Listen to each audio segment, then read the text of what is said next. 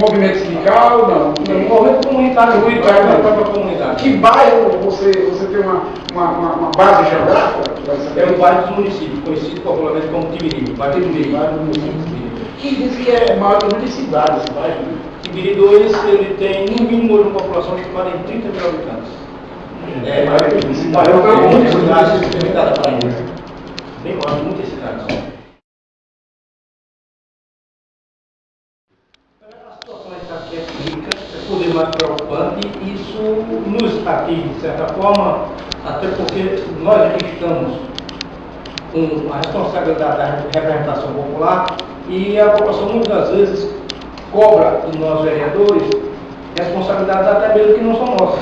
São obrigação do gestor, mas diante da crise, diante dos problemas não estarem sendo resolvidos, muitas vezes a população chega até a atribuir a nós mesmos. Santa Rita, por exemplo, vive um caso totalmente diversificado dos demais, como por exemplo, servidores com pagamentos atrasados, coleta de lixo irregular, saúde pública de péssima qualidade, e muitas vezes nós somos chamados pela população para resolver o problema, como se fosse nós que decidíssemos.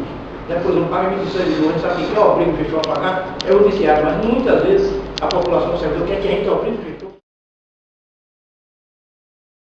Eu gosto de interagir com o público, e muitas vezes a gente não tem esse tempo necessário. Quando você não responder, termina às vezes sendo visto de outra forma, como se não tivesse interesse em conversar com o cidadão coletor. Então, por isso eu não uso, mas, como disse, eu uso o Face para assuntos que são assuntos públicos, porque assuntos pessoais a gente tem que chamar a pessoa e realmente conversar, porque não se pode mais se conversar determinados assuntos pelas redes sociais, porque é garantia de segurança nenhuma.